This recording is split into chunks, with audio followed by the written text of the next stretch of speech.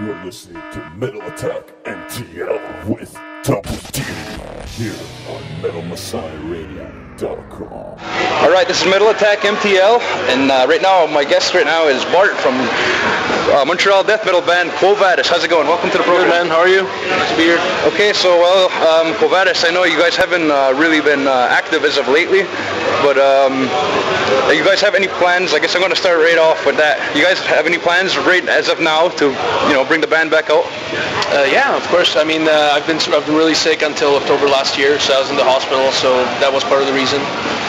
And I've been doing well since October, so I have a ton of material, and I'm actually given the extra time that I had to kind of reflect on stuff. I'm redoing a lot of stuff. I'm rewriting it. I have something like 4 or 5 songs finished, and another 140 riffs that I just need to listen to and just rearrange.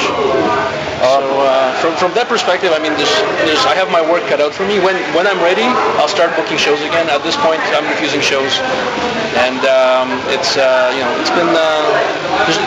I'm just kind of fed up playing the old songs. I want to go out with a new record, and when the new album comes out, everybody will hear about it. I know you guys had a EP that was supposed to be coming out. I just did a little bit of research, and I saw that you had your last one was supposed to be called "But Who Prays for Satan." Yeah, that is a cool fucking name. One of the songs, like I said, I have like 4 or 5 songs ready. There was on that 3 of them were supposed to be on that. There was Because There Was Equilibrium, and there's 2 other songs that have no title, or one of them was supposed to be on it. So there are more. But in the end, I'm just, like I said, I was sick since probably January of last year to October. So I was in and out of hospitals. I'd go into one hospital, wake up in another one with like 4 IVs in my arms. So yeah, so it's pretty. It consumed all my time. Let's put it this way. Okay, well, yeah, being sick, obviously, I've been there too myself. Actually, but the music doesn't stop. The music plays here, and I mean, as long as I have ideas, as long as I'm thinking about it, I'm gonna come back to it, and people will hear about it. Just because I don't say anything about it doesn't mean nothing's happening. A lot of stuff is happening. How about your former bandmates? Your last lineup, because I know you guys went through various lineup changes through the years. But the last group of guys that you were working with in Vadis, will they still be willing to get back together when the time comes? It depends. I mean, some people may be at the time when we're ready to do shows. I'll see whether people move on or not. It's possible some people will move on. It's possible some people will want to play. It depends. The band's been around for 20 years, so it doesn't phase me. I know you guys. Besides, there's so much talent in Montreal and in North America in general that I'm sure I'll be able to find people to do it. So the music business has been going through a lot of changes too over the years and all that. Does that make you nervous at all about coming back into it? I think I know the music business very well. I've seen things before they happened in a way, so Vadis was ready for it. We're not caught in any contracts. We're not caught. We don't have our hands tied behind our back. The break right now, or the hiatus, is really chosen. It's really on purpose. It's not because they're no longer. I mean, like I said, I'm still refusing shows. Not every week, but once or twice every month. The galley was gonna call me with something, and I just don't want to play right now. So, but as far as the music business itself, it's changing. I think it's better for artists. I think if people are well prepared, if they study and study the how to promote themselves, and if they put the work in, any band can make it. A lot of it is hard work. You have to have good material, but I mean, it's a lot of hard work as well. So it opens doors. Nobody closes doors, and it's up to you as an artist. So I'm not worried at all. You have a studio. You're working. You're running. Tell us a little bit about that. What kind of artists have you been working with over there? Well, right now I have Plasma Rifle. They're doing their second record. So Ollie just sent me the stuff. Actually, I gave me the tracks at the Deicide show like last week or something. So I'm working a little bit on that. I had because I was sick. Obviously, I couldn't take bands at that time, but. In the meantime, also, my studio got hit by lightning, so my console got fried. The power supply got fried. So basically, I had this like behemoth console, okay? this big fucking whale that just is dead because it had 2 power supplies, like 59 power supplies. You can't find them anywhere. It's like a vintage console, you know, like 40 years old or something. And it's I've been changing things around, you know. Could you insure something like that? Sorry? Could you like put insurance on something like that, like you know, for your studio in case of lightning strikes or shit like that? I probably should have done that.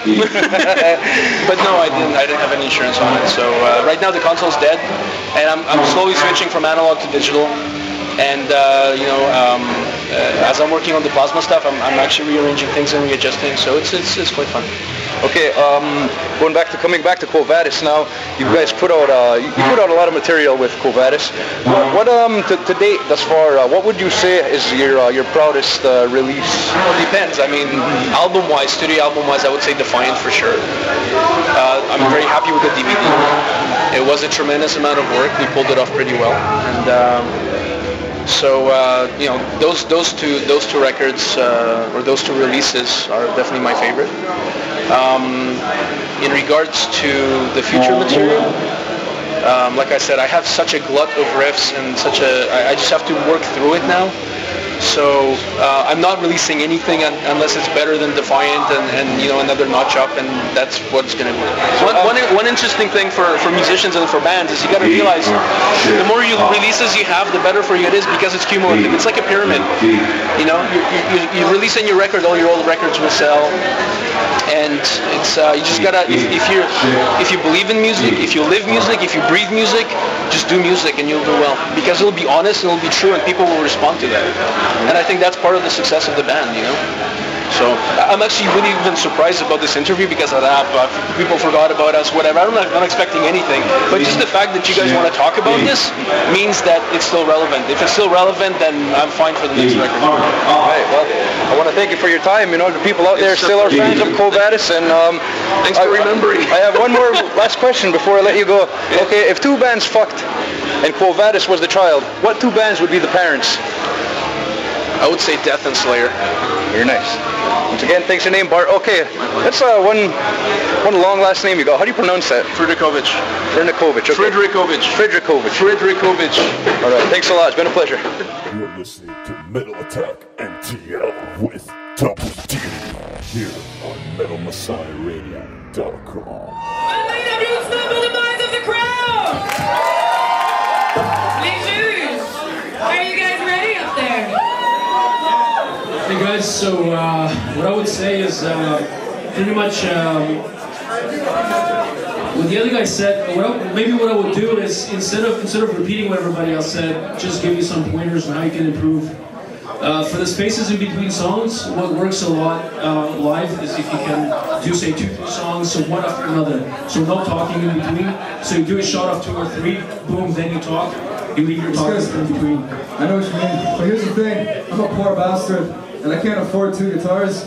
So when we have songs in different tunings, I gotta tune, you know, and I gotta tune the drop tuning, and it takes time. I didn't want to do it, but understood. Well, you know. Bottom line is this was your Achilles heel, I think, for this set, because there were those breaks between the songs were definitely way too long. For vocals, you know, keeping one note over a changing riff, I know it's a difficult job to do,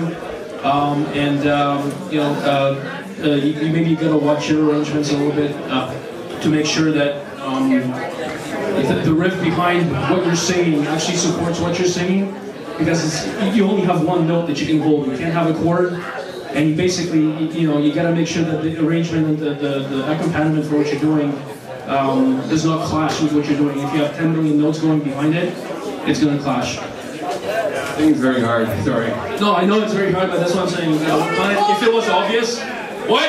Don't apologize! Yeah. Finally, third note, I think that really could have improved your performance if you eliminated this. For the frontman and for the singer, do not wait for the audience to respond to you. Just own the fucking stage, dude. Okay? Like, don't try to have a little dialogue with them. You're on stage, they're not. You own it. I kill time. Do not apologize.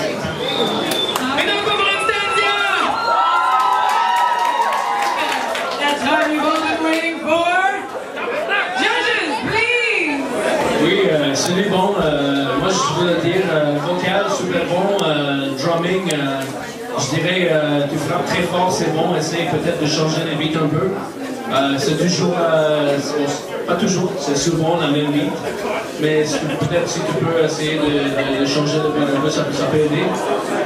Que Usher a dit, longueur de tune, essayez d'ajouter plus de variations, c'est pas que les deux sont trop longs. C'est plus qu'il n'y a pas de variation, c'est la même beat, c'est la même color feeling, c'est la même tempo, c'est la même pulse. Donc si vous voulez changer comme le pulse, le tempo de tune, ça va vous demander un peu comme qui n'écoute pas.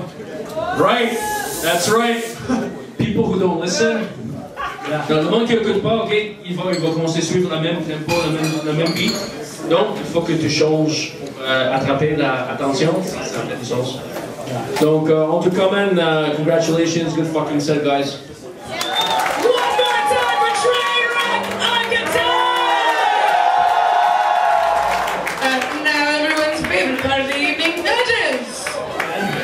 Okay, so, first of all, congratulations on your set, guys. Excellent set, fucking super tight. Yeah. You know how to deal with the public, which is I think the other guys, the other front guys from the other bands should probably take a listen from. Fucking confidence, the band was tight, you knew what you were doing. I got nothing bad to say.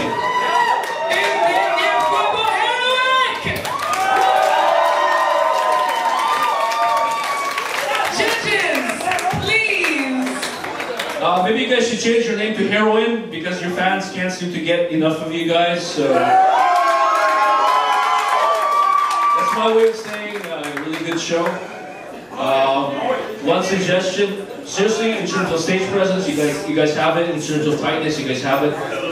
Drums, maybe hit your snare a bit harder.